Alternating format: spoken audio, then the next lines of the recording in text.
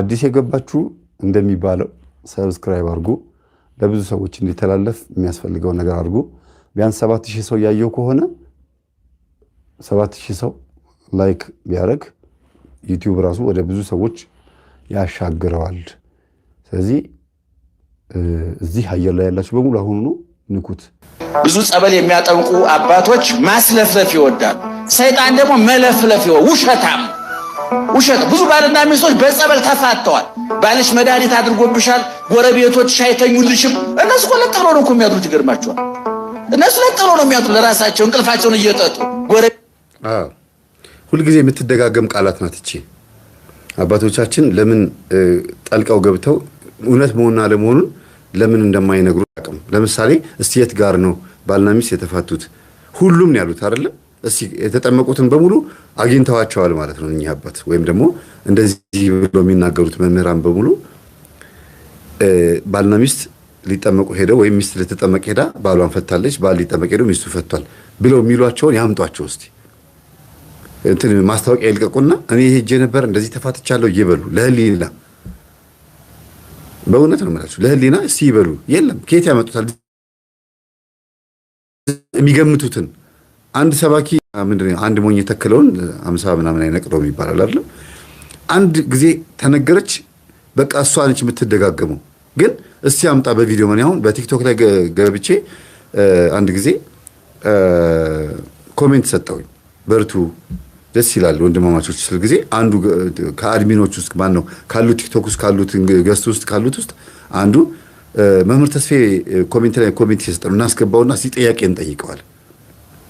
ከዛ ላኩልኝና ገብቶኛል። በኮሜንት እንደዛ ሲናገር በቃሉም ሲናገር ሰምተሻልና እንደምን አላችሁ እግዚአብሔር ይመስገን ብሎ አንድ ሰው ነው የመለሰልኝ። ከዛ ውስጥ ወደ 8 ነው 7 ሰዎች እኮ አሉ እናንተ። አንድ ሰው እግዚአብሔር ይመስገን አለኝ። እንዴ አንድ ሰው ብቻ ነው እንዴ ያለው? ሁላችሁም እግዚአብሔር ይመስገን አትሉም እንዴ አልኳቸው። አሁንም እግዚአብሔር ይመስገን ያለው አንድ ሰው ነው። ከዛ አይ ቤቱ ባዶ ነው መሰለኝ ሰው የለም ለካ ሰው ያለ መስሎኝ ይቅርታ በረት ብቻ ነው እንዴ አልኩኝና ውጥት ኮሜንቱ እንዳለ ተጥለቀለቀ። በቃ ስድብ እና እግዚአብሔር ይመስገን እንዴት ማለት ያቅታችኋል? ምን ወንድማችሁ አይደለም ወይ? እግዚአብሔር ይመስገን ማለት ምንድነው ችግሩ? እንዴት አፋችሁን ትዘጋላችሁ? ከዛ ደግሞ አንዷ ገባችና እኔን አስገቡኝ በእናታችሁ ለምን ዝም እንዳላችሁ ልንገራችሁ አለቻቸው። አስገቧት። ለምን ዝም እንዳላችሁ ታውቃላችሁ? እናንተ አፍ ላይ ያለው እውነት ስላልሆነ የሚለግማችሁ ነገር ስላለ ነው። እሱ ገብቶ እንደምን አላችሁ ብሎ ሁለት ጊዜ ጠየቀ፣ አልመለሳችሁለትም። ይሄ ነብዩ ኤልያስ በዓል እያሉ ሲጠሩት በዓል አልመጣላቸው። ነብዩ ኤልያስ ስራው ሲሰራ ግን የእግዚአብሔር መንፈስ መጣ። ስለዚህ እንደዛ ነው ብላ ነገረቻቸው። ምን ለማለት ፈልገሽ ነው ብለው እንዳለ 8ቱም ሰደቧት። እግዚአብሔር ይመስገን ለማለት ያልገባችሁ ያልተናገራችሁ ለመሳደብ አፋችሁ ለምን ተከፈተ? እንደገና አስገባዋለሁ ይገባል እንደገና ብላ ዋናዋ ቲክቶከሯ አስገባችኝ። እንደገና እንደምን አላችሁ አልኳቸው ድጋሚ። ከዛ ራሷ እግዚአብሔር ይመስገን አለችና 2 ሰው አገዘኝ። እንዴ ኧረ 8 ሰው እየታየኝ ነው። ምን ነው እንደው እግዚአብሔር ይመስገን ማለት ችግር አለው እንዴ? አንድ ሙስሊም እንደምን አላችሁ ሲል እግዚአብሔር ይመስገን አትሉም ወይ? እኔ ደግሞ ክርስቲያን ነኝ ወንድማችሁ ነኝ። ምንድነው ችግሩ? እግዚአብሔር ይመስገን ለምን አትሉም? ጸጥ። አቤት አቤት አቤት! ሰው የሰራውን ያውቃል። እስቲ እንደው እግዚአብሔርን ማመስገን ለአንድ ወንድም እግዚአብሔር ይመስገን ብሎ መመለስ ምን ይከብዳል? እሺ በሉ ጠይቁኝ እስቲ እንደው ከተዘጋ አንደበት ውስጥ ጥያቄ ልስማ እስቲ። እንደምንም ቆርቆሬ በር አንኳኩቼ የሚከፍትልኝ ሰው አጥቻለሁ። በሩን ሰብሬ ልግባ አልኩኝና ያው እንትን ነው ቤት ስለሚሉት ቲክቶክን እስቲ በሩን ሰብሬ ልግባ እዚህ ቤት ሰው አለ ብዬ እስቲ ጠይቁኝ አልኳቸው። ከዛ እኔ ጥያቄ አለኝ አላለም አንዱ። ጥያቄ አለ? አዎ። እግዚአብሔር ይመስገን ካላልከኝ አትጠይቀኝም አልኩት። ከዛ እሺ እግዚአብሔር ይመስገን አለኝ። እንዴ በእልህ ነው እንዴ የምትለው? እግዚአብሔርን የምታመሰግነው በእልህ ነው እንዴ? ምላሹ ይሄ ነው እንዴ አልኩት። እንዴት አይነት ሰዎች እንደሆኑ ጉድ እኮ ናቸው በእውነት። ከዛ እኔ የምልህ እናንተ የምታስተምሩት ትምህርት በጣም ብዙ ሰዎችን አለያይቷል፣ አፋጅቷል። እገሊት አርጋብሻለች እየተባለ አለኝ። አምጣ ውስጥ ቪዲዮን አልኩት። አሁን ያለበትን አላውቅም አለኝ። በቃ ስታመጣ እመጣለሁ። መቼ ልምጣ አልኳቸው። ተዘጋጅተንበት እንምጣ አሉኝ። መቼ? ነገ አለኝ። እርግጠኛ ነህ ነገ ታመጣዋለህ? አዎ። አይ ግድ የለም ከነገ ወዲያ ምናምን 1-3 ቀን አላቀልስ አልኩት። እሺ አለኝ። ከዛ በአራተኛው ቀን ላይ በቀጠሩኝ ቀን ተገኘሁኝ። ሁሉም የነበሩት አሉ። ተጨማሪ ሌላ ሰው ማስገባት ስለማይችል ራሳቸው አሉ። ከዛ ይኸው ይዤ መጥቻለሁ አለ። እሺ አምጣ አልኩት። የሚያመጣው ሌላ ይሄ በስጋንትን ውጣ ምናምን ሲሉት እንደገናም ደግሞ ሌላ በቃ የማይገናኝ አዳልሞት የሚባል አምጣልኝ ከመጽሐፍ ቅዱስ፣ ጠቋር የሚባል መጽሐፍ ቅዱስ ገድል ውስጥ አለ ወይ? ምን የማይገናኝ ማለት ነው እንዴ! አንድ ጸበል ቦታ ላይ አንድ መንፈስ ጮኸ። ሉሲፈር ነኝ አለ። ሉሲፈር ነኝ ብሎ ሲጮህ ከመጽሐፍ ቅዱስ ትፈልገው ነው? ወይም ደግሞ እኔ የበረሃው ጋኔን ነኝ ይዣት ነው በረሃ ላይ ስላለ የበረሃ ጋኔን በረሃ ላይ ይዣት ነው እንዴት ታረጋታለህ? እንደዚህ ጥርሷን አንቀራጨ ጥርስ ማንቀራጨ ያልክ እያንዳንዱ ቃላት ልትፈልግ ነው እንዴ? መንፈሱ እኮ ስሙን የተናገረው አዳልሞት የሚባል መንፈስ ነኝ። እሱን ስም ለምን ከመጽሐፍ ቅዱስ ትፈልገዋለህ? እኔ እኮ አዳልሞት የሚባል ሰይጣን አለ ስል እኔ ፈልስፌው ሳይሆን ማን ነው ስምህ ተብሎ ተጠይቆ አዳልሞቴ ነኝ ብሎ ተናግሮ ነው። አይደለም ልትለው ነው? ስምህ አይደለም ከበደንህ ልትለው ነው? እኛ ያመጣ ነው እኮ አይደለም። የአቡነ ተክለ ሃይማኖትን ገድል ከፈትኩኝና እዛ ላይ የምትለፈልፈዋን ዛፍ አመጣኋት። ዛፍ መጽሐፍ ቅዱስ ሲያወራ አይተሃል አልኩት። አላየሁም አለኝ። እሺ ታዲያ ገድሉ ውስጥ ተጻፈ የተክልየ ገድል ተሳስቷል ማለት ነው አልኩት። እንዴ እሳቸው ገድል እኮ መጽሐፍ ቅዱስ ነው አልኩት። አዋልድ ነው አይደል? ገድል ነው። አዎ መጽሐፍ ቅዱስ ውስጥ አይደል ይጠይቀኝ። አዎ ገድል ውስጥ ያለው ነገር ስህተት አለበት። እስቲ አምጣ አልኩት።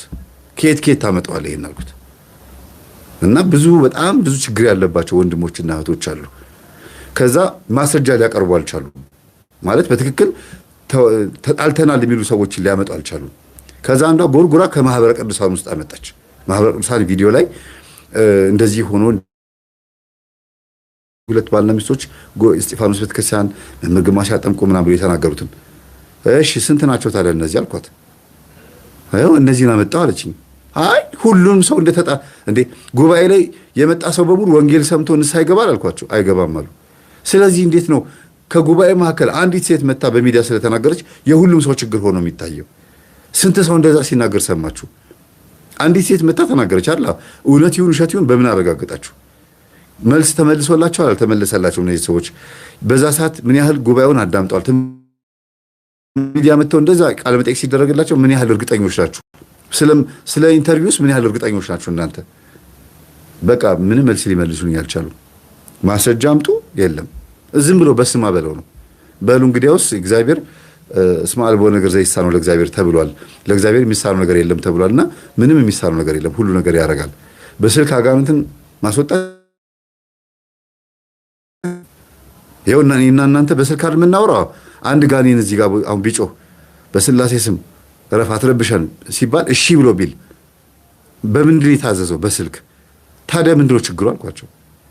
እናንተ መካከል አንዲት ልጅ ወይኔ ብሎ ቢጮህ ምንድነው የምትሉት? ውጣ ከዚህ አስወጣት ነው የምትሉት? ነው ጋኔኑን ነው የምትገስጹት? በኢየሱስ ክርስቶስ ስም በስላሴ ስም ታሰር እግዚአብሔር ገስጽ ትሉታላችሁ። እግዚአብሔር ገስጽ ምን ማለት ነው?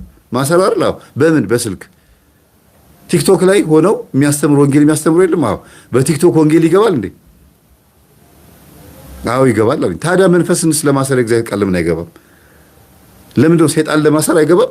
ወንጌል ለማስተማር ግን የእግዚአብሔር ቃል በስልክ ውስጥ ያልፋል የምትሉት ለምን መርጦ አልቃሽ ትሆናላችሁ? የለም።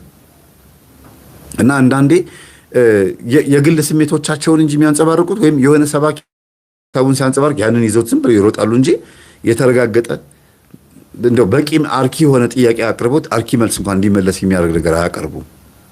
እና እኛ አባት የተናገሩት ነገር ውሃ ያነሳም። ምንም አይነት ስለሚያጠምቁት አባቶች መረጃ የላቸውም። ሁሌ በጆሯቸው ያቺ የሰሟትን ነገር ይደጋግሟታል። ስራዬ ብለው ቁጭ ብለው አዳምጠው አያውቁም እንዴ?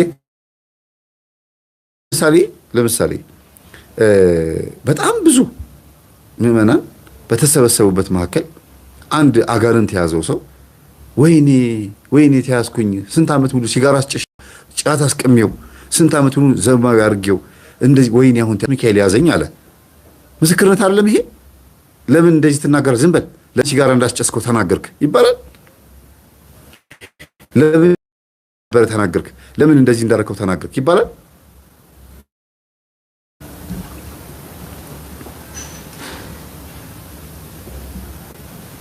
ምን ላይ ነበር ያቋረጥኩት? እስቲ አስታውሱኝ። ተቋርጦ ነበር አይደል?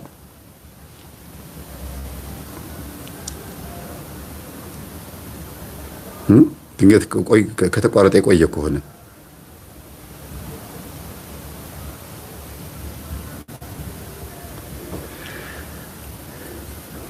ጻፉልኝ እስቲ።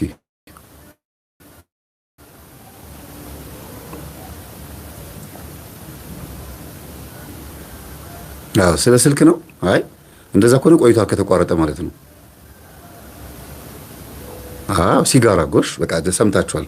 ሲጋራ አስጭሼዋለሁ፣ ጫት አስቀሚዋለሁ፣ ዝሙት አስፈጽሜዋለሁ፣ አንከራተትኩት፣ ዛሬ ቅዱስ ሚካኤል ያዘኝ ብሎ ህዝብ መካከል ጮኸ እንበል። ከዛ አንድ ቄስ መጥቶ ዝም በል ምን ትለፈልፋለህ?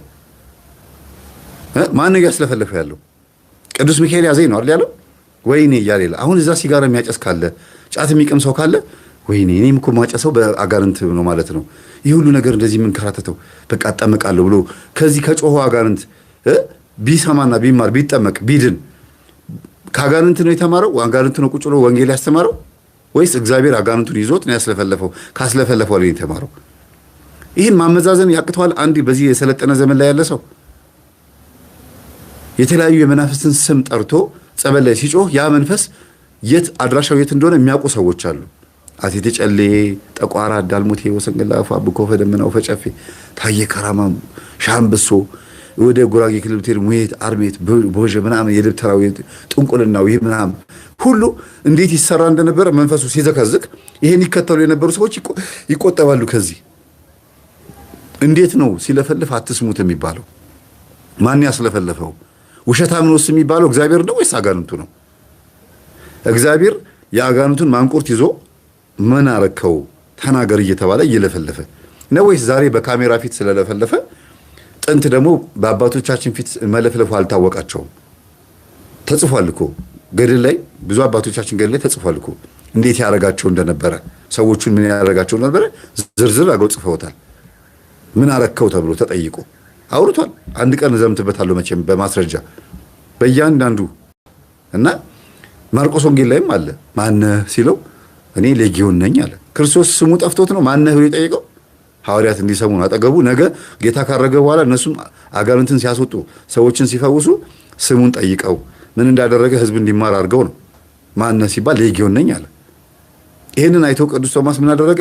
የገድለ ሐዋርያት ላይ እንዴት አድርጎ አንዲትን መስተፋቀር የተደረገባትን ሴት እንደፈወሳት ያሳያል። ውጣ ከሷ ላይ መርዝህን አውጣ ብሎ የእባቡን የዘንዶውን መንፈስ እንዴት ቁስል እንዳደረገባት እንዴት እንዳስወጣው ይታያል። ሰውየውን ድፍት አድርጎት በደረቱ እና አንዳንዴ በጣም የሚያሳዝኑት ነገሮች ምንድናቸው? እውነትን ደግሞ እያወቁት ምስክሩን ስታመጡላቸው ይሄ አንተን ያልከው ይላሉ። አረ መጽሐፉን ያለው እሺ፣ ጌታ ሌጊዮንን አያውቀው? እንኳን ሌጊዮንን አንተን አያውቅህም? መላው ዓለምን ይፈጠራልን ጌታ ነው? ስጋ ስለለበሰ እውቀቱ የተገደበ ነው? ሁሉ ነገር ያውቃል ነው የሚለው። በሰው ልብ ውስጥ ያለውን ያውቅ ነበረ ካለ ሰይጣን የሚናገረውን የሰይጣንን ስም እንዴት አያውቅም? አይተማመናቸውም ነበር። በሰው ውስጥ ያለውን ያውቅ ስለነበረ አይተማመናቸውም ነበረ፣ ከነሱም ይሸሽ ነበር ይላል ክርስቶስ ማለት ነው። ስለዚህ በአንድም በሌላ መንገድ እግዚአብሔር ብዙ ነገር አስተምሮን እያለ ሆን ብሎ መካድ፣ ዝም ብለህ ውጣ ብሎታል ይላሉ። አንድ ጥቅስ ይዘው እዚህ ጋር ደግሞ ማነው ስም ብሎታል ደግሞ ላለው ነው። ዝም ብለህ ውጣ አላለውም፣ ውጣ አላለውም። ማነው ስምህ ነው ያለው። ሌጊዮን ነኝ አለ። ሌጊዮን ማለት ቢያንስ የ18,000 የ20,000 አጋንንት አለቃ ማለት እኮ ነው። አንድ ብርጌድ ማለት እኮ ነው። አንድ ብርጌድ፣ አንድ ጦር ብርጌድ ታውቃላችሁ? የጦር ቋንቋ ነው። እና በቃ ሌጊዮን ነኝ ብሎ ተናገረ። አይነቱን ተናገረ። ሲጀምር እንዲያውም ሲጽፈው ወንጌሉን በመቃብር ስፍራ ሰዎች ሲያልፉ አላሳልፍ ያለ ድንጋይ እየወረወረ ሰዎች በመቃብር አካባቢ ሲያልፉ የሚያስጨንቅ የነበረ ሰው ይለዋል። ያስቸግር የነበረ ድንጋይ እየወረወረ እብድ ነበረ ይላል። ሰይጣን እንዴት እንደሚያሳብድ እንዴት አድርጎ እንደሚያደርግ እያንዳንዱ ነገር እየገለጸ እኮ ነው የሚሄደው። ምን አስፈለጋሽ? እንዴት እንደዚህ እንደሚያደርግ መግለጹ ምን አስፈለገ? የሰውን ገበና እየገለጠ ነው። የዛ የተፈወሰውን ሰውዬ በየመቃብር ሰዎችን ያስቸግር እንደነበረ እየተናገረ ነው። አዋረደው ማለት ነው። ከተፈወሰ በኋላ ጌታ ሊከተለው ሲል አይ እኔን አትከተለኝም፣ ሂድና ወደ መንደርህ ግባና መስክር፣ ተናገር አለው። በቃ የሚገባውን ተከተሉኝ ይላል። ከዛ የሚመሰክረው ደግሞ መስክር ይለዋል። ወደ ህዝብ የሚገባ አለ፣ ወደ ራሱ ደግሞ ና ተከተለኝ የሚል ደግሞ አለ። እና አንዳንዴ እንደው መጽሐፍ ቅዱስን አጣመን የምንረዳበትን መንገድ ብናስተካክል መልካም ነው ብዬ አስባለሁ። እውነት ተጽፋለች፣ እውነትን መረዳት ነው። ጊዜው ቴክኖሎጂ ነው። ቅዳሴ የሚቀደሰው በማይክሮፎን ነው። በካሜራ ተቀርጾ የኦቲሲ የቴሌቪዥን ፕሮግራም አለ። አዎ ዘመኑን ተከትላል ቤተክርስቲያን የምትሄደው። ታዲያ ምን ነው እዚህ ጋር ዘመኑን ተከትሎ ደግሞ እያንዳንዱ ነገር ቢከናወን ምን ችግር አለው? ያው የእግዚአብሔር ቃል ነው። በማይክሮፎን ውስጥ የሚያልፈው በአንደበታችን ውስጥ የሚያልፈው ቃል ብቻ ተናገር ባሪያዬም ይፈወሳል አለ መቶ አለቃው። ማቴዎስ ወንጌል ታውቁታላችሁ። መቶ አለቃው ባሪያዬ ታሞብኛል ጌታ ሆይ አድንልኝ፣ ግን እዚህ ሆነ ቃል ተናገር፣ ወደ ቤቴ እንድትገባ አይገባኝም፣ የኔ ቤት ቆሻሻ ነው፣ ቤቴ የኃጢአተኛ ቤት ነው፣ ቤቴ አትግባ፣ እባክህን እዚሁ ደጅ ላይ ሆነና ቃል ተናገር፣ ባሪያዬ ደግሞ ይፈወሳል አለ። እንደ እምነት ይሁንልህ። በእስራኤል እንዲህ ያለ እምነት አላየውም አለ። ሂድ እንደ እምነት ሆኖልሃል አለው። እቤት ሲመጣ ድኖ አገኘው። ስንት ሰዓት ዳነ ብሎ ጠየቃቸው። የዳነበትን ሰዓት ሲነግሩት ጌታ እንደ እምነት ሆኖልሃል ያለበት ሰዓት እንደሆነ አወቀ። እሺ ስለዚህ ጌታ በአየር ላይ በሮ መጥቶ ነው አድኖት የተመለሰው ወይስ መልአክ ቅዱስ ሚካኤል ሂድና እስቲ ዳብሰውና ና ብሎት ነው? በአየር ላይ የክርስቶስ ቃል አልሰራ። ጌታ እዛ ሆኖ ተናገረ፣ ባሪያው እዛ ሆኖ ተፈወሰ። ቃል ብቻ ተናገር ባሪያዬም ይፈወሳል አለ። ታዲያ ስልክ ምን አጠፋ? በስልክ ውስጥ ሰውስ ቢማማር አጋንንትን ቢያስወጣ ምን ችግር አለው? በቃ አንዲት የተቸገረች ሴት ካለች ሄሎ ማልበል ስላት መምህር ተቸግሬያለሁ። እሺ ምንድን የተቸገርሽው? እንደዚህ ይፈትነኛል። ስም አንተ በስላሴ ስም በኢየሱስ ክርስቶስ ስም ስለው አቤት ይላል። ታሰር። እሺ የማን ቃል ነው ያሰረው? የእግዚአብሔር ቃል። ስልክ ስለሆነ እግዚአብሔርን ይገድበዋል? ይሄ እኮ እግዚአብሔርን እኮ ውሱን ማድረግ እኮ ነው። ቀልድ እኮ ነው። በቃ ፌዝ እኮ እያፌዛችሁበት ነው እግዚአብሔር ላይ። እንዴት የሌለ በመጽሐፍ ቅዱስ እና በመጽሐፍ ቅዱስ ውስጥ ስልክ ሊጻፍልህ ፈለግ? ስለዚህ ቅዳሴው የሚቀራ እያንዳንዱ በዘመናዊ በቴክኖሎጂ የተሰራው ነገር ሁሉ ይቀራ። ለቅዳሴ ሲሆን ለስብከት ሲሆን ማይክሮፎን ስፒከር ያስፈልጋል፣ ስልክ ያስፈልጋል። ለፈውስ ሲሆን ግን እንዴት ይሆናል? ፈውስ አይቶ የማያውቅ ትውልድ ፈውስን በመጽሐፍና በገድላት ላይ ብቻ ጌታ እንደዚህ ህዝቦችን ይፈውስ ነበር ያጠምቅ ነበር ምናምን በቃ ሲባል ነው የሚሰሙት። ጋራ ስንቱን ፈውሷል እግዚአብሔር። በጣም ያሳዝናል በእውነት። እና እኚህ አባታውን እስከ መጨረሻው ስንሰማው ጆሮአችንን ያደሙታል። ደስ አይልም። ከአባቶቻችን መውጣት የማይገባው ህዝብን የሚያጽናና አይደለም። የሆነ ደስ የማይል ነገር ታውቃላችሁ። ሁሌ ራሷ ትደገመ። ዘመድኩንም ልክ እንደዚህ ራሷን አሁን ዘመድኩን ሰሞኑን የሆነ ነገር ቢራገብ አሁንም ቲክቶክ ላይ ወጣና ያችኑ በቃ ያ ቻይና የሚመረተው መቁጠሪያ ይሄ መኪና መቀመጫ ሾፌሮች የሚቀመጡበት ይላል። አሁንም እኮ ነው የሚቀጥለው ዓመትም ሲያወራ እሷን ይደግማታል። እንደው አንድ ቀን እንኳን እስቲ ላንብብ ሻል ያለ ነገር እንኳን አቅርብ ቢያንስ እንኳን ከማውቀው እውቀት ትንሽ ስለሚያጠምቁ አባቶች ገብቼ መጽሐፋቸውን አንብቤ ቻሌንጅ ላርጋቸው ብሎ እንኳን ገብቶ ለእውቀት እንኳን አያነብም። ለነገሩ ላይ ያለው ነገር አጠገብ ያለ ሰው ሊነገረኝ በጣም የሚያሳዝን ነው። ብቻ ተውት እስቲ እንስማቸው። ቤትሽ አይተኛልሽም፣ ጓደኛሽ አተኛልሽም፣ መስሪያ ቤት ያሴሩብሃል። እነሱ ስራቸውን እየሰሩ ነው እነሱ። በዛ ውስጥ ላይ ደግሞ ቢያሴሩስ አንተ ምን አገባህ? የሚጠብቅ አያንቀላፋም ተብሎ የለ እንዴ? የሚጠብቀኝ አያንቀላፋም፣ እኔ ግን አንቀላፍቻለሁ ነው። ትልቁ ችግሩ ይሄ ነው። እነሱ ቢያሴሩ ምን አገባህ? ስለዚህ ንቁበት የሚለው ቃላት ለሳቸው አይሰራም ማለት ነው። እወቁበት፣ ግለጡት የሚለውን አይፈልጉትም ማለት ነው። ስለዚህ በእውነት የሚጠብቀኝ አያንቀላፋም አይደል? አዎ ሁልጊዜ አጠገቤ አለ። እኔ ግን አንቀላፍቻለሁ ነው ትልቁ ችግር። ህዝብ እኮ ወንጌል ያስፈለገው ለምንድን ነው? እሺ የሚጠብቀኝ ስለማያንቀላፋ እኔ ልተኛ፣ ዘና ብዬ ልኑር፣ ልብላ፣ ልጠጣ፣ እንደፈለኩ ልሁን ማለት ነው። እኛም እኮ እያልን ያለ ነው የሚጠብቀን አያንቀላፋም፣ እኛ ግን ተኝተናል፣ ንቁ ነው እያልን ያለ ነው። እንዴት ምን አገባህ የሚባል ያሲሩ ዝም በል ምን አገባህ ይባላል? እየጾመ እየጸለየ እየሰገደ ያለ ህዝብ እኮ አይደለም እየመከሩ ያሉት እኛ አባት። ጸበል የሚመላለስ ህዝብ አይደለም እኮ እየመከሩ ያሉት፣ የሰነፈ ህዝብ ነው እየመከሩ ያሉት። የሰነፈን ህዝብ ምን አገባህ ዝም ብለህ በቃ የሚጠብቅህ አያንቀላፋም ዝም ብለህ ኑር ይባላል? ህይወቱ ምን እንደሆነ የሚያቀን ትውልድ ጻድቅ ነህ ይባላል? እንዴት አይነት ህይወት እየኖረ እንደሆነ ራሱ ነው የሚያውቀው አይደል? ምን ይባላል እንዲያውም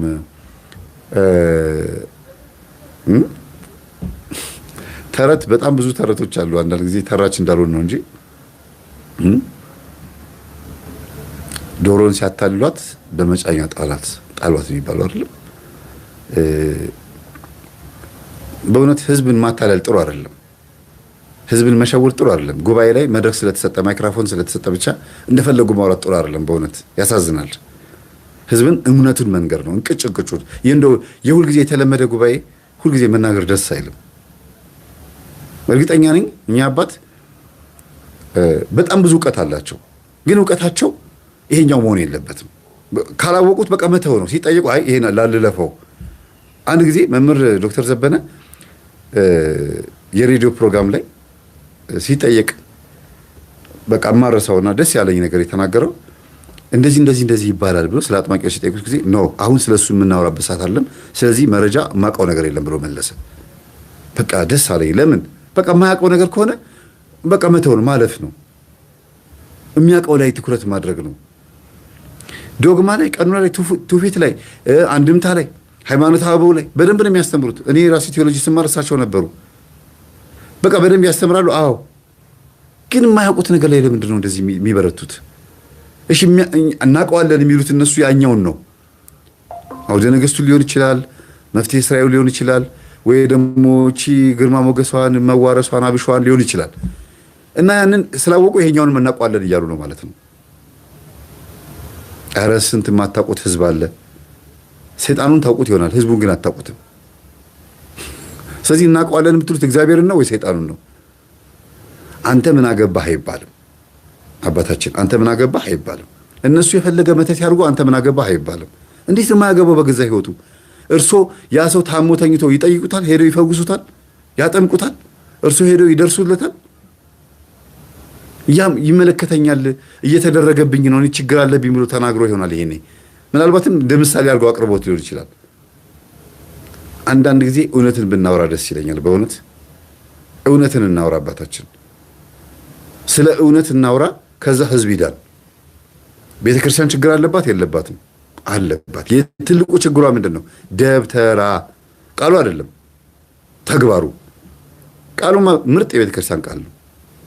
ትልቁ የቤተክርስቲያን ራስ ምታት፣ የጀርባ ቅማል፣ ትልቁ የቤተክርስቲያን ችግር፣ የቤተክርስቲያን መዋቅር እንዲነቀነቅ ምክንያት የሆነ፣ መናፍቅ እንዲበዛ ምክንያት የሆነ፣ ህዝቡ መረን ጠጪ አጫሽ ቃሚ እንዲሆን ምክንያት የሆነ፣ ካህናት እንዳይታመኑ፣ አባቶች ቀሳውስት እንዳይታመኑ፣ ቆራቢ እንዳይኖር፣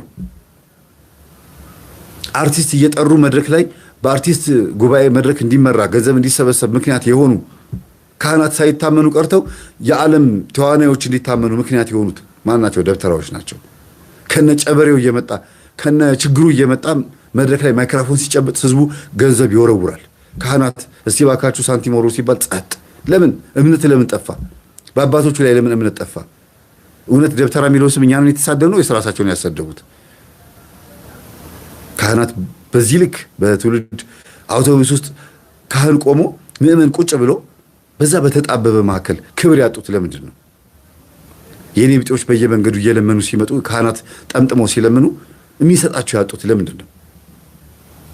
የእውነት ተቸግረው ነው? አይደለም። ችግር ውስጥ የሚከት መንፈስ ስላለ ነው። በእውነት ይሄን በድፍረት የምናገረው እግዚአብሔር ይቀርብ እኮ ሀቤከ ክፉ ወደ አንተ አይቀርብም።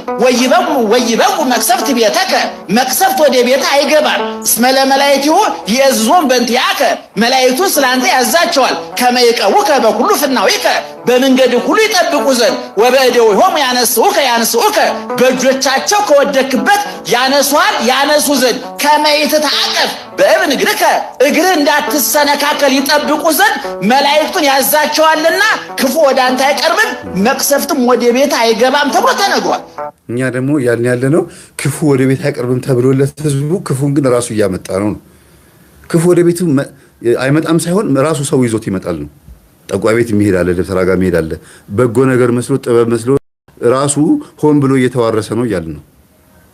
ያ ኃጢአት እንደሆነ እየነገርናቸው ነው እያልን ያለ ነው። እኛ ችግሩ እኮ ይሄ ነው።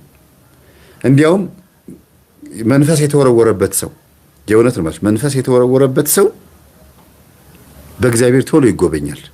ለምን? በቃ ፈልግ ነው፣ ወዶ አይደለም።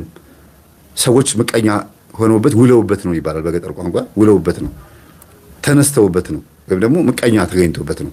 ሆን ብሎ ግን ራሱ ሰይጣናትን በቡናም እየካደመ ድራጋም ሄዶ ኮከብ ቆጥሮ ምንም አድርጎ ሰይጣናትን ጠርቶ ከራሱ ጋር የሚያዋርስ ሰው ላይ ተንኮል የሚያደርግ ሰው ግን ተጸጽቶ እንኳን ንስሐ ገብቶ እንኳን ጸበል ልጠመቅ ብሎ ሲሄድ ትንሽ ይገዳደረዋል። ለምን? ፈቅዶ ወዶ ያስገባው መንፈስ ስለሆነ። እንደው እንደ ስንጥር እንዳቧራ የምናራግፈው አይደለም። በጣም ነው የሚገዳደረው መንፈስ። የፈለገ ነገር ቢሆን እምነት ቢኖር ይህ ወገን ያለ ጾም ጸሎት በስተቀር በሌላ አይወጣም የተባለለት ነው። ማርቆስ 9:26 ላይ 28 ላይ ይህ ወገን ያለ ጾም ጸሎት በቀር በሌላ አይወጣም። ለምን ወገን ተባለ እንዴ? ዛር ስለሆነ ይሄኛው ዛር ይሄኛው ወገን አለ። ከሰይጣን እንደሚለያይ ከአይነት እንዳላቸው በስምም እኮ የከፋፈልናቸው ለዚህ ነው እኮ። ይህ ወገን አለ። የትኛው ወገን? ይሄ። ስለዚህ ሌላ ወገንም አለ ማለት ነው። ጌታችን እኮ ግልጽ ነው ያስቀመጠው። ጌታ ሆይ በስሜ አጋንንት ይወጡላቸዋል ብለህን ነበረ፣ ይሄኛው ሰይጣን ግን አልወጣም ማለት ሲሉት ስለ እምነታችሁ ማነስ ነው አላቸው። ግን ለብቻቸው ነው የነገራቸው፣ ህዝብ ፊት አልነገራቸውም። በህዝብ ፊት ግን ምን አላቸው? ይህ ወገን ያለ ጾም ጸሎት በስተቀር በሌላ አይወጣም ማለት። በኢየሱስ ስም ውጣ ብትሉት፣ ጸበል ብትጠመቁ አንዳንዴ አልወጣም የሚል መንፈስ አለ ማለት ነው። ጾም ጸሎት ጭምር የሚያስፈልገው በትጋት በስግደት በልፋት የምናስወጣው መንፈስም አለ። ለምን ሲባል ተገዳዳሪ አብሮ የተወለደ ነው። በተዋርሶ የገባ በፈቃድ የገባ ነው። ሳንፈልገው ሰው ወርውረውብን ሳይሆን ፈልገ ነው ና ብለን ለገበያ፣ ለድግምት፣ ለስንፈተ ወሲብ፣ ለምናምን ለብዙ ነገር ለብዙ ተዋርሶ አስገብተውት እንዴት ብሎ ይወጣል? ጠቋር ብዙ አገልጋዮች ላይ ያለ የሚያናቁር የሚያፋጅ ዘረኝነትን የሚያባዛ ዳዊት ጸበል ላይ አልሰማችሁ? እኔ ጠቋር ነኝ ሲባል ዳዊት ደጋሚው ምናምን ዘምዶ ጠምጣሚው እያለ የሚናገረው ራሱን ሲያኮፍስ እንዴት እንደሚያደርግ ወይኔ ተያዝኩኝ ይላል እኮ። እና አንዳንድ ጊዜ እንደው መንፈሳዊ ሰይጣንም እንዳለ መርሳት የለብንም። መንፈሳዊ ሰይጣን በደንብ አለ። እና አባታችን እንደው የሚናገሩት ነገር የዋህነት የተቀላቀለበት እንደሆነ ያስታውቃል። እንደው ጥቅሱን ብቻ ጠቅሶ ከመድረክ መውረድ እውነት ህዝብን አይለውጥም። እውነቷን ቁጭ ማድረግ ነው። ትክክለኛዋን ነገር ቁጭ ማድረግ ነው። አዎ እግዚአብሔር ይጠብቃል። ጥቅሱ ሁሉ ደስ ይላል። ህዝቡ ግን እንደዛ ነው ወይ ነው? ጥቅሱን እየበላው እየጠጣው ነው ወይ? ና ይህንን መጽሐፍ ብላ ይህን ቃል ብላ አይደል የሚለው? በልቷል ወይ ነው? እንኳን ሊማር ቀርቶ በቤተ ክርስቲያን አጠገብ ማለፍ ያቃተው ትውልድ ሆኗል እኮ። ባጠገቡ እየተሳለመ ማለፍ አቅቶታል። ካህናትም ሲናገሩ በቃ ላይ ምሰል አዳምጦ ዞር ይላል። ጸበልም ሊረጩ ሲሉ ጓዳ የሚደበቅ በአንድ ቤት ውስጥ 3-4 መናፍቅ ያለበት ሃይማኖት የለሽ ያለበት ጸበል ሊያጠምቁ ካህን ሲመጡ እናትና አባትን ከተገኘ ወይም እናትን ብቻ ነው የሚገኘው። በድሮ ጊዜ ግን ሁሉም ልጆች ይገኛሉ። በሰንበት ቀን ልጆቹ የት ሄዱ እስከ ለማርያም ሲሉ አይ ኳስ ልጫወት ብለው ሄደዋል አይ ይላሉ። እንደ ድሮ አይደለም።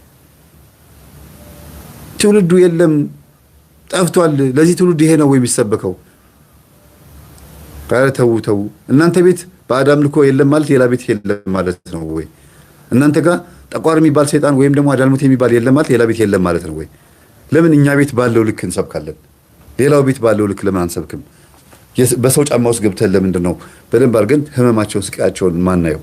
አንድ ሸራ ጫማ ውስጥ የገባች ጠጠር እኮ ትቆረቆራለች፣ አረማመድን ታበላሻለች፣ ታስነክሳለች። ሸራ ጫማ ውስጥ የገባች ጠጠር እኮ ነች። አጋንንትም ልክ እንደዛ ነው። ህይወትን ልክ እንደዛ ነው የምታደርገው አጋንንት። ናሁ ይደቅስ ወይነውም ዘያቅሞ ለእስራኤል እግዚአብሔርን የሚጠብቀው እስራኤልን የሚጠብቀው አያንቀላፋም ተብሎ ተነግሯል። ያንተ ጠባቂ አይተኛም፣ አያንቀላፋም፣ ጨለማ አይረታውም፣ እንቅልፍ አያሸንፈውም። ትናንት ይጠብቅ ነበር፣ አሁንም እየጠበቀ ነው፣ ለዘላለም ሲጠብቅህ ይኖራል። ስለዚህ እነንትና ባይተኙ ቢያሴሩ ቢያወሩ ቢስቁ ቢሳለቁ አንተ ምን አገባ? ስለዚህ እኔ እንደው የሚያጠምቁ ሰዎች ብዙ ጊዜ ጠቁም ያለሁኝ እኔ ሰይጣን ሲለፈልፍ ናውጣ ነው እንጂ የሚባለው እስኪ ዝርዝሩ ንገረኛ ይባል። አባታችን ረተው ቀድሜ የነገርኳችሁ ነው እንግዲህ ደግሜ ልናገር አልችልም።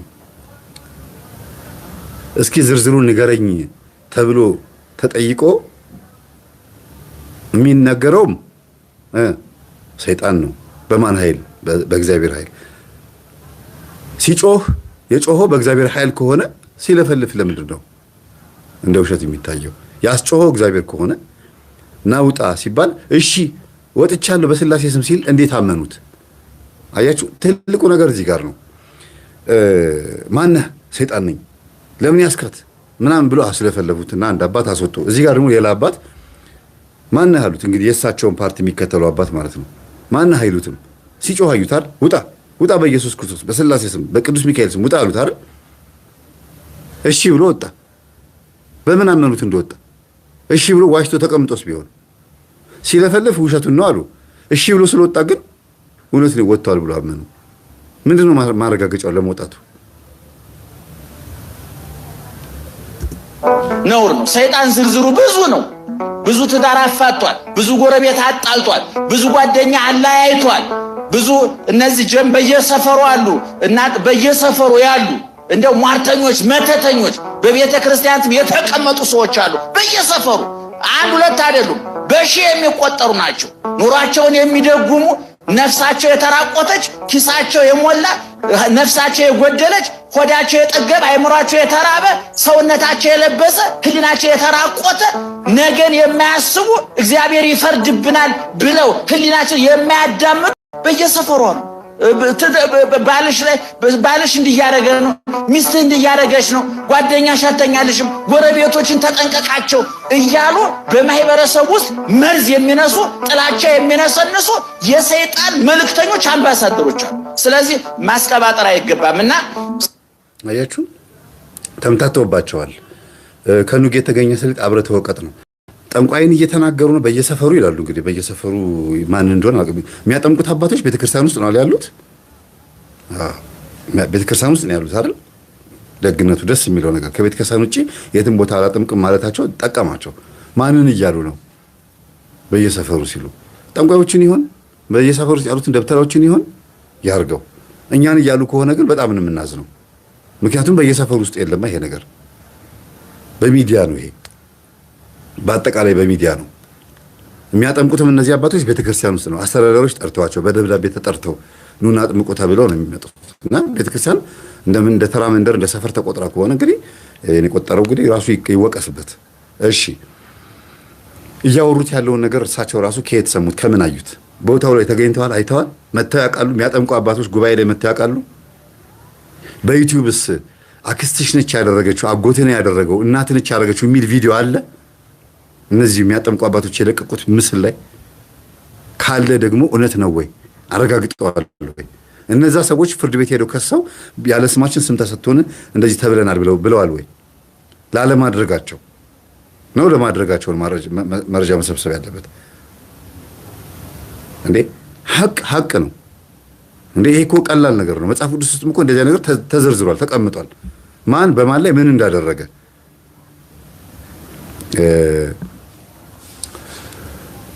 ጌታን በጥፊ የመታው የዳነው የተፈወሰውን ሰው ታውቁታላችሁ? ጌታን በጥፊ የመታው ማን ነው? እስቲ ጻፉልኝ። ተፈውሶ በጌታን በጥፊ የመታው ለማን ሲል እንደመታው እንደዚህ ጻፉልኝ።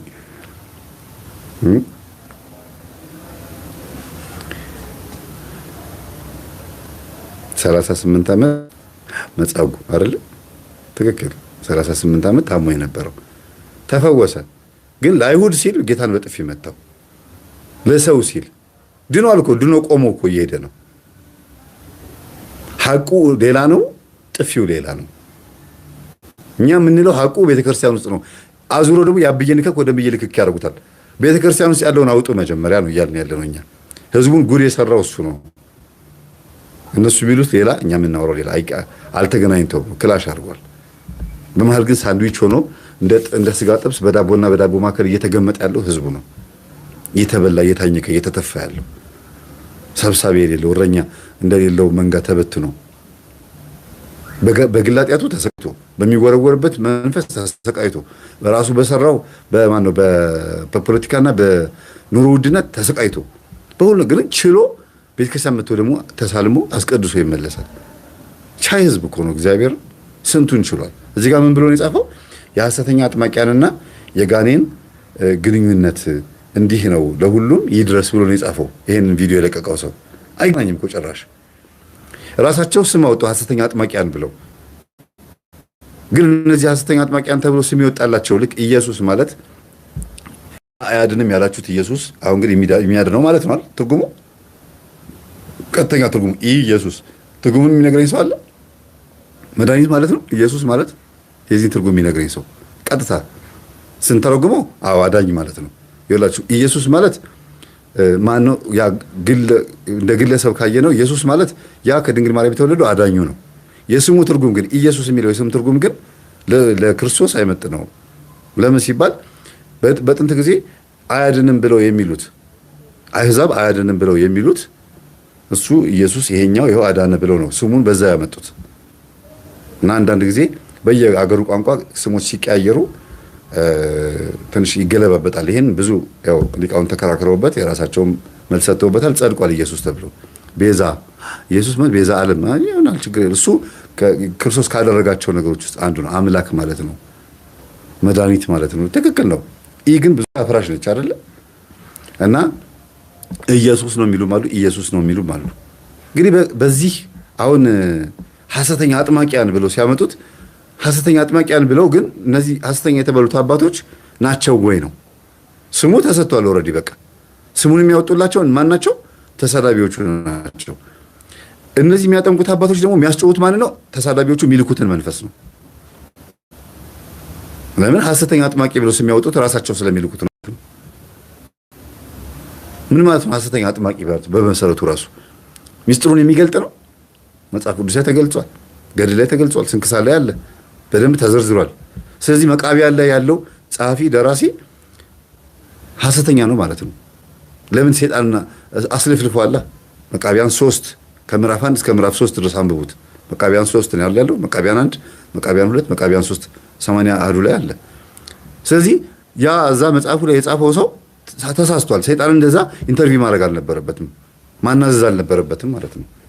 እኔ ሰይጣን እንደዚህ ከእግዚአብሔር ሕግ የወጡትን እንደዚህ አድርጌ እጠራቸዋለሁ፣ ይሰሙኛል፣ እግዚአብሔርም ሰጥቶኛል፣ ከሕግ የወጡትን ስጠኝ አልኩት ሰጠኝ ምናምን እያለ ሰይጣን ያወራል። ስለዚህ ይሄ ኢንተርቪው አይፈቀድም ማለት ነው። አባ እንጦንስ፣ አባ መቃርስ አጋንንትን ፊት ለፊት ጠይቀውታል።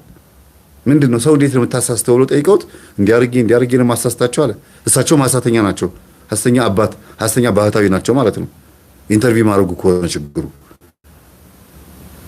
ግን የተጠመቀ ሰው ሁሉ እየዳነ ነው። ጌታ ያን ሁሉ 5,000 ገበያ ህዝብ እየተከተለው መጨረሻ ላይ ግን ጠርቶ የወጣው ስንት ህዝብ ነው? 120 ቤተሰብ አይደል? 120 ቤተሰብ ብቻ ነው ጌታን መጨረሻ ላይ የተከተለው። ከዛ በኋላ ነው ቁጥራቸው እየበዛ እንደገና የመጣው እንጂ ብዙ ህዝብ ነበር የሚከተለው። ከዛ ጌታን የሰደባለ የወቀሳለ ለሆዱ የተከተለ አለ። ዛሬ ላይም ደግሞ ይሄንን ትምህርት በምናስተምርበት ሰዓትም ሆነ እነዚህ አባቶች በሚያጠምቁበት ሰዓት ሁሉም ሰው መጥቶ ተጠምቆ አይድንም። ሁሉም ሰው አይገባውም። መጥቶ ተችቶ የሚሄድ አለ፣ ሄዶ ለሌላ ሚዲያ አፉን የሚከፍት አለ፣ እንደፈለገ የሚናገር አለ፣ ሳይገባውም ማለት ነው። እና እንዴት ሁሉም ትክክል እንዲሆን ይፈለጋል?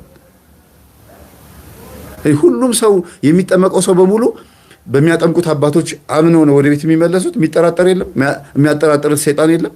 ይሁዳ ከ12ቱ መካከል አይደል እንደ ጌታን የካዱ? ያ ማለት ጌታ ጉድለት አለበት ማለት ነው። ምናልባት በዚህ ዘመን ይሁዳ ቢኖር ማህበረ ቅዱሳን ሄዶ ኢንተርቪው ይደረግ ነበር ማለት ነው።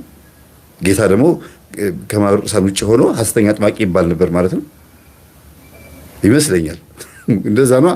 ለምን በጌታ ያመነ በሙሉ መዳን አለበት። ከእምነቱ እንደሚሸራተት ደግሞ ተጽፏል። ጌታ ሆይ የሚለኝ ሁሉ የሚድን አይደለም አለ። ዴማስም ደግሞ ብልጭጩን አለማይቶ ወጥቷል። ከየት? ከእምነት።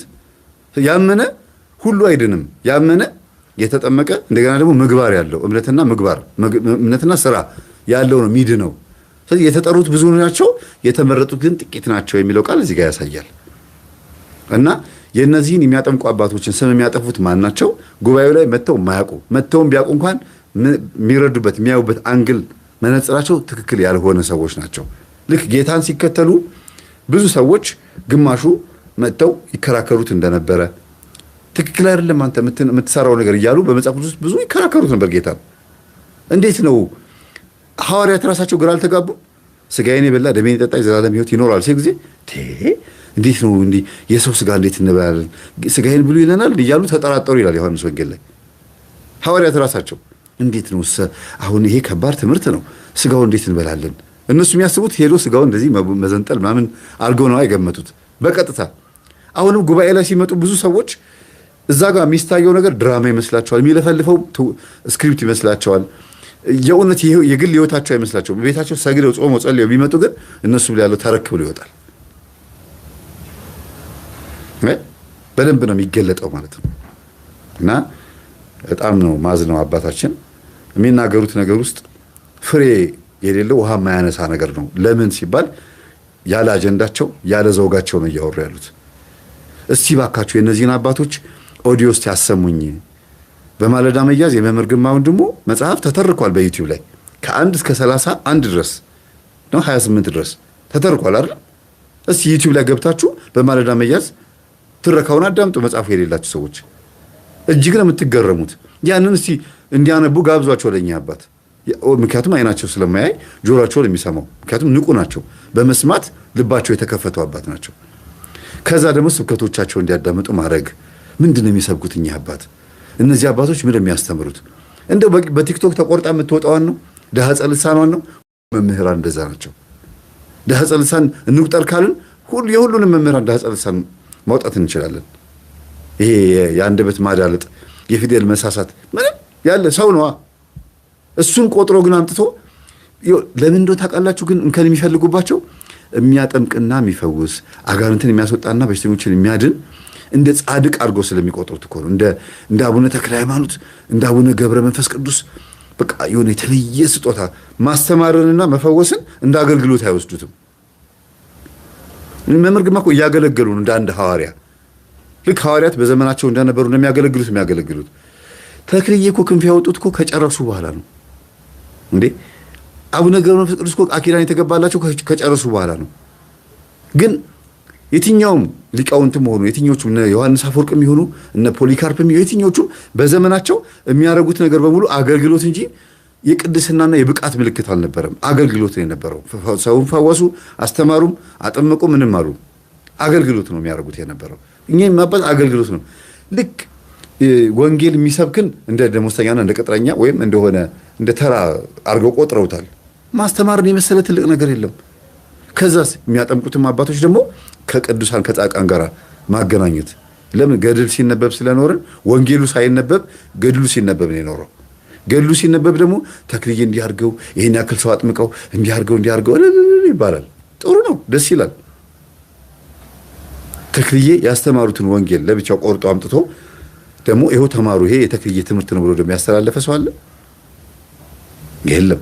ከዛስ ወንጌል በሚያስተምሩበት ሰዓት እስቲ የቴዎሎጂ ምሩቃንን ይዋቸው ገድላትን አምጥተው አስተምረው ያውቃሉ? የለም። ሁሉም መጽሐፍ ቅዱስ ውስጥ ያለውን ታሪክ ብቻ ነው የሚያስተምሩት። ለምን? ህግ ወጥቶ ነው አይደለም? ነው በገድላት ላይ እርግጠኞች አይደሉም። ስለዚህ ፕሊስ ባካችሁን እንደዚህ አይነት ቪዲዮ የተቆራረጠ ቪዲዮ ስታዩ በደንብ አድርጋችሁ ግንዛቤ ስጡ። ሰይጣን ያምናል አያምንም? አረ ንገሩኝ። ያምናል አያምንም? በጎ ስራ አለው? ይጸድቃል አይጸድቅም? አይጸድቅም። አዳም ጸድቋል። ለምን ጸደቀ አዳም? ለምን ዳነ አዳም? ንስሐ ገባ፣ ተጸጸተ፣ አጥፍቻለሁ በድያለሁ አለ። ሰይጣን ግን አልተጸጸተም። አሁንም ስራ ላይ ነው። በአሁን እኔ ይሄን እየተናገርኩኝ የሆነ ቦታ ስራ ላይ ነው። እሱ ይገርማችኋል። እኛ ብንሰርበው ብናንቋሽ ጉዳዩ አይደለም። እሱ አያረጅ፣ ጡረታ አይወጣ፣ የዓመት ፈቃድ አይወስድ፣ ሁልጊዜ ስራ ላይ ይገርማል። እንደው አንዳንድ ጊዜ እንደው ምን ነው ጌታ ወይ እንደው ክርስቶስ ሰምራ ያመጣችሁ ሐሳብ እኮ ጥሩ ነበር ባይከሽፍ ኮረቱን ለመናገር እንደው ሰውን እያማለዱ ዘላለም ከመጨቅጨቅ አንድ ጣና አስታረቀ ምንጩን ላድርቀው ብላ ነበር እኮ ያሰበችው እሷ። እንደው ነገሩ ካቅም በላይ ሆነና ቀረ እንጂ የእሱ ሐሳብ ጥሩ ነበር። ዙሮ ያዕቆብ ምን ይላል? ሃይማኖት ምግባር የሌለው ሃይማኖት የሞተ ነው። እንደዛ ከሆነ ለማመንማ ማን ያምናል አሉ? ሰይጣን ያምናል። ነገር ግን በጎ ስራ ጥሩ ስራ የለውም። ስለዚህ አንድ ክርስቲያን ለመዳን የስንት ነገሮች ውህደት ያስፈልጉታል? የስንት ነገር? የሁለት። የምንና የምን?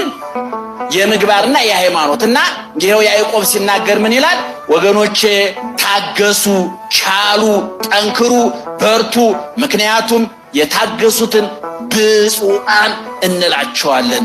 ብፁዕ ማለት ንዑድ ክቡር ማለት ነው። ብፁዕ ማለት ስጋውን አሸንፎ ለነፍሱ ያደረ፣ በበጎ ስራ ያጌጠ፣ በምግባር በትሩፋት ያሸበረቀ፣ ለጸሎት የተጋ፣ ለምጽዋት የተጋ፣ ለደግ ነገር የተጋ፣ ዓለማዊ ምኞት፣ አያይን፣ አምሮት፣ የሰይጣን ፍላጎት፣ ፍትወተ ስጋ፣ ፈቃደ ስጋ ያላንበረከከው፣ ታጋሽ በመጽሐፍ ቅዱሱ የቅዱስ ጳውሎስ በገላትያ ደህና ዋላችሁ ሄዳችሁ እንዴ?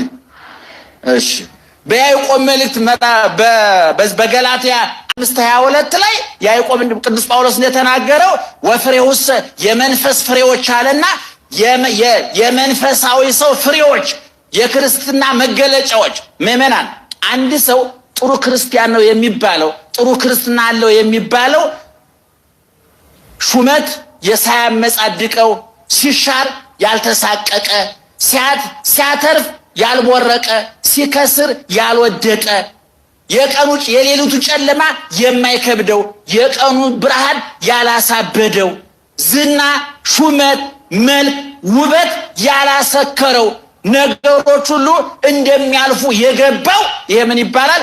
ጥሩ ክርስቲያን ይባላል።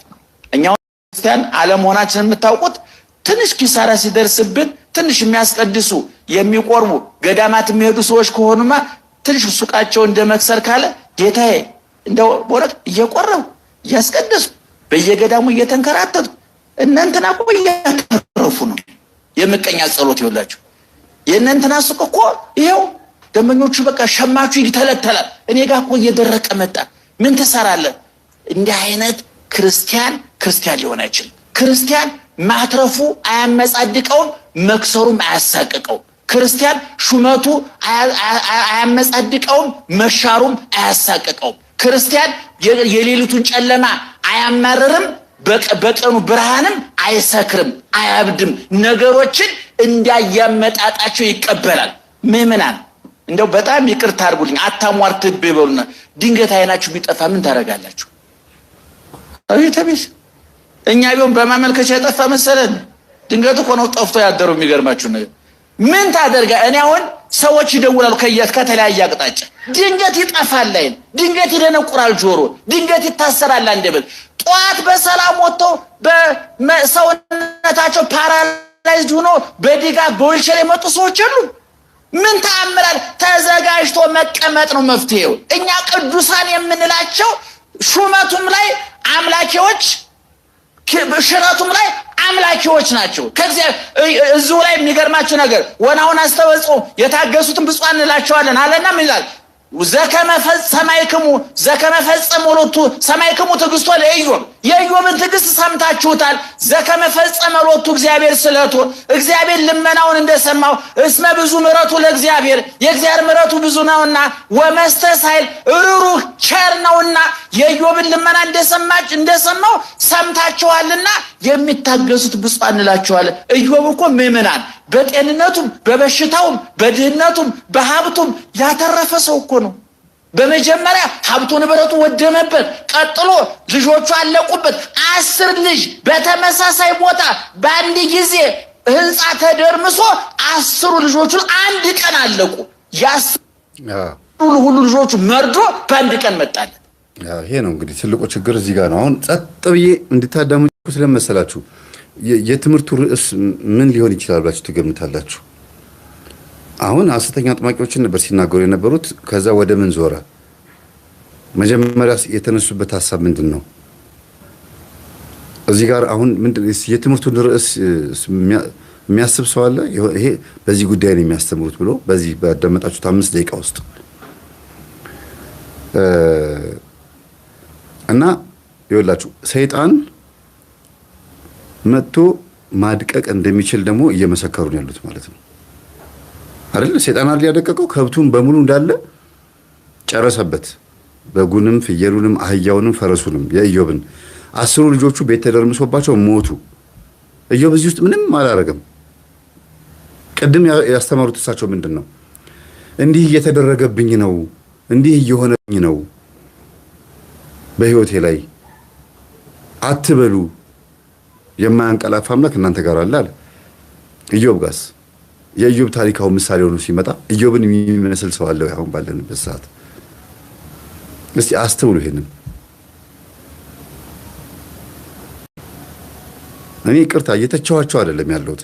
አንድ ስብከት ውስጥ የሚደግፈንም የሚቃወመንም ትምህርት ማስተማር ማለት ግራ ያጋባል። ባለፈውም ነግሬያቸዋለሁ። አባቶቻችን ዘውጉን ይዘው እያስተማሩ እየሄዱ ድንገት ወደ ጉባኤው ስገባ እውነቴን ነው የምላችሁ። ጉባኤ ላይ ብዙ ጊዜ ሲሄድ ልክ ሲያዩን ማለት ነው ርዕሳቸውን ይቀይራሉ። አጀንዳ ይቀይሩና ሐሰተኛ አጥማቂያን ምናምን ብለው ርዕሱን ይቀይሩታል አሉ። አንዳንዶች ይላሉ ስለሚያውቁን እኮ ነው። ብዙ ጊዜ የሚያጋጥመኝ ነው ሚዲያ ላይ ስለምንታወቅ። ሰርግም ተገናኝተን እንደዚሁ ከአንዳንድ መምህራን ጋር እኔ ሄድኩት ሙሽራውን ያጋባሁት እኔው ራሴ ባጋባሁት እኔው ራሴ በዳርኩት ለዚህ ህይወት ባበቃሁት እኔኑ እዛው መድረክ ላይ እኔ ሊተቹ ሞከሩ።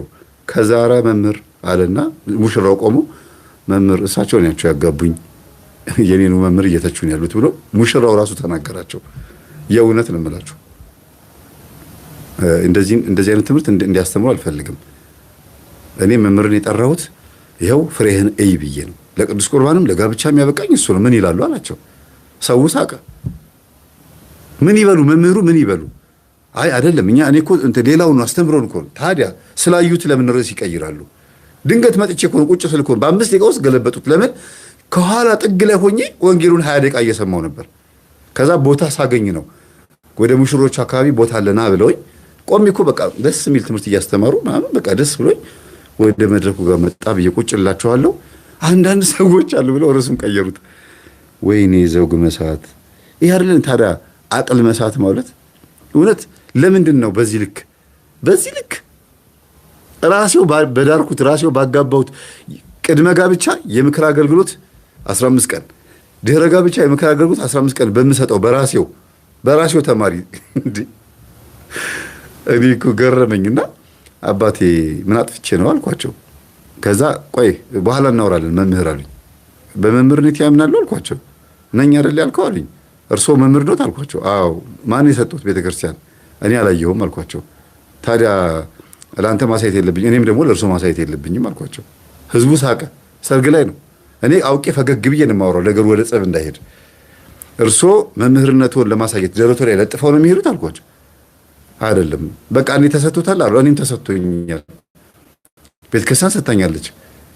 ስለምንድን ነው መምህርነትን እያነሱ የት እንደተማሩ ማናቃቸው? በገሃድ እኮ ነው የሚናገሩት። ሰው አላወቀም እኔን እንደሆነ። ለምን ህዝቡ እያዳመጠ ነው። እኔ ገብቼ ነው ቁጭ ያልኩት። ለካ እኔን ለመውጋት እንደሆነ ህዝቡ ሲገባው መሳቅ ጀመረ። ከዛ የሙሽሪት እናት መጡና አባቴ የምግብ ሰዓት እንትን ሙሽሮቹ ቆርበው ስለሆነ እንትን ያሉት ትንሽ ምሳይ ብሎ በቃ ይበቃል ትምህርቱ ምናምን ብለው የሙሽሪት እናት ተናግረው ፕሮግራሙ ተቋረጠ። ትምህርቱ ተቋረጠ። በማን? በራሳቸው ጥፋት። የማይነካ ርዕስ አንስተው እንዴ ሙሽራው በኋላ ላይ ቤት ውስጥ መልስ ሲጠራቸው ማነው ሙሽሪት ቤት ሲሄዱ ሙሽራው ኑ አባት ያለና አጠገባቸው አስቀምጠና እኔም በዚህ በኩል አስቀምጠው እሱ የጓህነቱ በሉ እሳቸው ንስሐ አባቴ ናቸው ታረቁ አለኝ። እንዴ መች ተጣለን አልኩት። ራሳቸው እኮ ናቸው ነገር የፈለጉኝ። እኔ ምንም አልተጣላኋቸውም። አጥፍቼ ከሆነ ይቅርታ፣ ግን ራስዎት ኖት ማይነሳር ሲያዩኝ መጣ አብሾ አልኳቸው አሉኝ። አብሾ መጣ አሁን ደስ ይሎታል አልኳቸው። እንዴት እንደዚህ ትለኛለህ አይደል የሚሉኝ። አሁን አልተናገሩም። የፊትዎት ተቀየረ አልኳቸው። እኔን በመድረክ ላይ እንደዛ ሲናገሩኝ ምን ይሰማኛል እስቲ ንገሩኝ አልኳቸው። ሲያዩኝ አብሾት ተነሳ አልኩት። ይኸው ተቆጡ። እርስዎ እኔን ሲያዩ እንደዚህ ከተናገሩኝ እኔ ስናገሩት ለምን እንደዛ አይሰማዎትም? አንድ አይነት እኮ ነን እኮ ለምንድን ነው የምንገፋፋው አልኳቸው።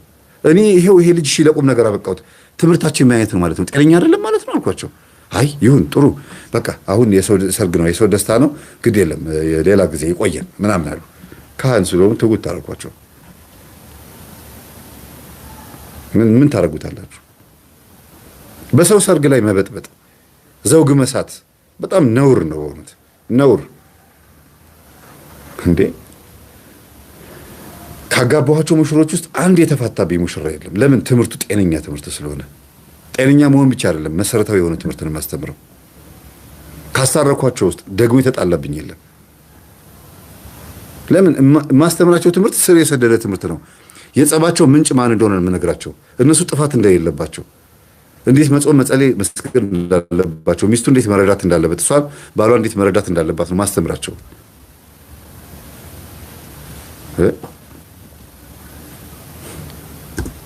በደው ከዚህ ከራስ ፀጉሩ እስከ ግርፍ ጥፉ ድረስ በደው የተመታ በመግል ተዋጠ፣ በትል ተከበበ። ተላ፣ ሸተተ፣ ከረፋ። ይሄ የሚገርማ ኢዮብ የቀረው ይላሉ አባቶቻችን ሌላው ሁሉ ሰውነቱ አልቆ ከዚህ በላይ ይቺ ብቻ ነበር ልቡ ብቻ ነበር የቀረው ይላሉ። ከዛ ሶስት አንደኛ ሀብቱ ንብረቱ ወደመ፣ ሁለተኛ ልጆቹ አለቁ፣ ሶስተኛ ጤናው ጠፋ። ጤናው ጠፋ ብቻ ጉንፋን እንዳይመስላችሁ ተቆራረጠ። እንደ ገላ እንደ የሚያክበት እጅ ስላልነበረው አመዱ ላይ ይንከባለለበት ትሉ ረፍት ነስቶት ይላሉ አባቶቻችን። ከዛ አራተኛ ሚስቱ ከዳችው። እንደምታውቁት ኢዮብ ዝነኛ ነው፣ ታዋቂ ነው፣ ባለሀብት ነው። የኢዮብ ሚስት መባል ለክብር ያገለግል ነበር። ያ ሁሉ ይጦሩኛል ያለቻቸው ልጆቿ በአንድ ቀን አመድ ሆኑ፣ ጠፉ። የምትመካበት ሀብቷ አመድ ሆነ። የምትመካበት የኢዮብ አካል ተቆራረሰ፣ ጠፋ። በዚህ ጊዜ ሚስቲቱ ምንድን ያለችው? ኢዮብ እምይእዜሰ ባርኮሙት ለእግዚአብሔር። አሁን ነገር ሁሉ አልቋል። ካሁን በኋላ ምንም የቀረን ነገር የለም። እግዚአብሔር ካሁን በኋላ ምን ያደርግብኛል ብለህ ተፈራዋለህ። ማድረግ የሚችለውን ነገር ሁሉ አድርጎ ጨርሷል። ስለዚህ ስደበውና ሙት። ያዋጣል። አሁን ለምሳሌ በኬንያ መንግስት ላይ ብታመጸው ኢትዮጵያ ከገባችሁ ታመልጣላችሁ። በዚህም ላይ ታዝነው ኬንያ አንድ እግራችሁ ኬንያ ከገባ አመለጠ፣ በቃ አለቀ። እግዚአብሔር ላይ አምጾ ግን የትም ማምለጥ አይቻልም። የትም አሳዶ ይይዛል። እግዚአብሔር ይቅር በላይ ብሎ መለማመጥ ብቻ ነው የሚያዋጣው። ስለዚህ ትዕግስቱ ምዕመናን ታጋሾች መሆን አለብን። መከራው አያሰቅቃችሁ፣ ተስፋ አያስቆርጣችሁ። በየቀኑ ጆሮአችሁ የሚሰማው፣ አይናችሁ የሚያየው፣ ልባችሁ የሚታዘበው፣ እጃችሁ የሚነካው፣ እግራችሁ የሚራመድበት ሁሉ ነገር አሰቃቂ ሊሆን ይችላል። ይሄን ነው እኮ ያልነው። አሁን አላስተዋሉትም። እንዴት እኛ ወይ ምዕመኑ ገብቶታል ወይ ደግሞ እሳቸው እንጂ አላቅም እያስተማሩ ያሉት። በእውነት የእኛን ትምህርት እኮ የሚደግፍ ነገር ነው። ሰይጣን በዚህ ልክ ሰውነትን እንደሚያከረፋ እንደሚያሸት ኃይል እንዳለው ስልጣን እንዳለው እግዚአብሔር ምን አደረገ? ነፍሱን እንዳትነካ ስጋውን እንደፈለግክ አድርግ ተባለ። መጀመሪያ ኢዮብን እንዳትነካ ንብረቱን እንደፈለግክ አድርግ ተባለ። አደረገ። ኢዮብ አልከዳም። ኢዮብ መወራረጃ ሆነ። የምን የእግዚአብሔር አምላክነት በኢዮብ ውስጥ እንዴት እንደሚታይ ሰይጣን ኢዮብን አይቶ እንዲቃጠል እኮ እንዲናደድ እኮ ነው። የኢዮብ ህመም ሰይጣንን እኮ ነው የሚያናድደው እኮ የሚያቃጥለው፣ ትክን ነው የሚያደርገው። ግን ማን ፈቅዶለት ነው? ለሰይጣን እግዚአብሔር ፈቅዶለት እኮ ነው። ብዙ ሰዎች እኮ በጸበል ቦታ ላይ ቶሎ የማይድኑት እግዚአብሔር ይዟቸው ነው። ሰይጣን ብቻ ለሚያዛቸው እግዚአብሔር ቶሎ እንዳይድኑ አድርጓቸው ነው እንጂ እግዚአብሔር መፈወስ አቅቶት አይደለም። እነዚህ የሚያጠምቁ አባቶች ቶሎ ገላግለው መሸኘት አቅቷቸው አይደለም። እግዚአብሔር ልክ እንደዚህ እንደ ኢዮብ ይዟቸው ነው። ትምህርታቸውን እስኪያውቁ እስኪገባቸው፣ ከእግዚአብሔር ጋር በደንብ በንስሐ እስኪታጠቡ፣ የቤተ ክርስቲያን ፍቅር እስኪገባቸው እዛው ቤተ ክርስቲያን ጸበልተኛ ሆነው ቁጭ ይላሉ። ከዛ በኋላ ልክ ቅዱስ ጳውሎስ እንደተናገረው ነፍሱ እንድትድን አለ የቆሮንቶስ መልእክት ላይ፣ ነፍሱ እንድትድን ስጋው ለሰይጣን ተላልፎ እንዲሰጥ ፈቅጃለሁ አለ። ወስኛለሁ፣ ፈርጃለሁ አለ። ጸበልተኛ ይሁን ማለት እኮ ነው። ሰይጣንን ለማስወጣት በሚሰግድበት በሚጸልይበት በሚተጋበት ሰዓት ከእግዚአብሔር ጋር ይታረቃል። ነፍሱ እንድትድን በምጽአት ጊዜ በክርስቶስ ፊት እንዳያፍር። አንዳንዴ እንደዚህ አይነት ሰዎች አሉ፣ ቶሎ የማይድኑ ሰዎች አሉ። ኢዮብ ደግሞ መጀመሪያውኑ ምንም አላጠፋም፣ ግን በህይወቱ ላይ ይሄ ሁሉ መከራ ደረሰበት። እስቲ በቦታው ላይ ሁኑ። አሁን ያሏችሁ እናንተ ልጆች ቢያልቁ ምን እንደምትሉት? ሃይማኖት አትቀይሩ፣ አትከዱ። የኢዮብን እምነት ስጠን ማለት ይሄ ነው። እንዴ ልጆቼ እግዚአብሔር ሆይ ይሄ ሁሉ መስዋዕት ያቀረብኩኝ ይሄ ሁሉ ላንተ እየጸለይኩኝ ቆራቢ ልጆቼ ለምን ሞቱ? እውነት ለሰማዕትነት የምትቆጥር እናት አለች? ኧረ እንኳን ለሰማዕትነት ያውን ክርስቲያኖች ተገደሉ ተረሸኑ ተብሎ እንኳን እንዴት ተገደልን ያሉ እንዴት እየተጮህ እንደሆነ እያያችሁ ነው አይደል? ስለዚህ ሰይጣን ሲፈቀድለት በእኛ ህይወት ውስጥ እንዴት እንደሚሰራ እዩት። ማን ፈቅዶለት? እግዚአብሔር። እኛ ደግሞ ፈቅደንለት ደግሞ ሲገባ ደግሞ አስቡት። ኃጢአት መስራት ሰይጣንኛ ውስጥ እንዲሰራ መፍቀድ ነው። አለመጸለይ ሰይጣንኛ ውስጥ እንዲሰራ መፍቀድ ነው። ቸልተኝነት፣ ማላገጥ፣ ዘወትር ቤተ ክርስቲያን አለመሄድ፣ አለማስቀደስ፣ አለመጠመቅ በእኛ ላይ ሰይጣን እንዲሰለጥንብን መፍቀድ ነው። ስለዚህ ስንፈቅድለት ደግሞ ወይም ልክ እንደ ፈቃድ የሚመስሉ ነገሮችን ቸል ብለን ስጋችንን ስንተወው መጥቶ የሰለጥንብንና መከራችንን ያሳየናል። እንቶ ዝም እንበል እኛ እንደ ኢዮብ ነን ብለን ቁስላችን በሙሉ ቅፍቅፍ ሲል ዝም እንበል? አንጠመቅ? በእኔ ላይ ያለ ሰይጣን ታሰር አንበል? ጌታ ሆይ ይቅር በለኝ አንበል ማለት ነው። ጉልበት አግኝቶ ሰይጣን ኢዮብን እንደዚህ ካደረገ ይሄን ትውልድማ እንዴት ነው ማያሸው? እንዴት ሽታ ያደርገው? ሊያውም ሳይጠራ መጥቶ ተጠርቶ መጥቷል። ሳይጠራ መጥቶ ተጠርቶ ከመጣማ ተውት ድባቅ ነው የሚመጣው። እና ትምህርቱ የእኛን ትምህርት ነው በደንብ እኛን ነው የሚደግፈው። የተጻፈው ርዕስና እሳቸው የሚናገሩትና ዋና ዘውጉ አይገናኝም። ይህንኑ ትምህርት እሳቸው ያስተማሩትን ትምህርት እኛም አስተምረነዋል። ኢዮብን በስንት ጊዜ ደጋግሜ ያስተማርኳችሁ።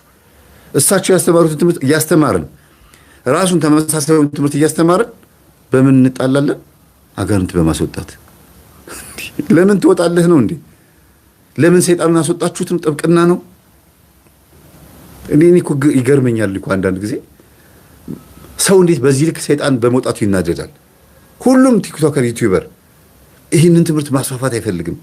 ይዋቸው እስቲ እነዚህ ሪአክሽን ቪዲዮ የሚሰሩትን ቲክቶከሮች፣ የድሮ የቆዩትን ዩቲዩበሮች የኛ ተማሪ እናንተ ካልሆናችሁ በስተቀር በፍጹም እኮ አሁንም እናንተ ተጽዕኖ እየፈጠራችሁ ነው ያላችሁት።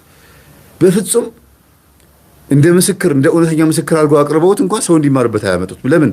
እነሱም ይፈራሉ፣ ችግር አለባቸው። መሳቅ፣ መጫወት፣ መዝናናት ብቻ። ራቁቷን ሆና አንዲት ሴት በአስፋልት ላይ ብትሮጥ እሱን ጉድ ጉድ ጉድ ጉድ ብለው ሪአክሽን ቪዲዮ ይሰሩበታል። ቄሱ ቢራ ሲጠጡ ምናምን ጉድ ይባላል። አጅሬውስ እንዲያርጊያት ሲል ማንም ሰው ቆርጦ የሚለቅ የለም። የትኛውም ቲክቶከር፣ የትኛውም ዩቲዩበር ይህን ትምህርት የሚቃወሙ ሰዎች አያቀርቡትም። እውነተኛ እንደሆነ አያቀርቡትም። ለምን? ሰይጣን የሚያሰራውን ስራ በሰው ላይ አድሮ ሲያሰራ ቪዲዮ ተቀርጾ ተለቆ የሰው መጨረሻ እዩ ይባላል። ይሄንን ያሰራው መንፈስ ደግሞ ሲጋለጥና እኔ ነኝ እኮ እንደዚህ ያደረኩት ሲል ደግሞ መስማት አይፈልጉም። ትውልድ አዲስ ኒው ኤጅ ማለት ነው። አዲሱ ትውልድ በቃ እስቲ የእሳቸው ይብቃን።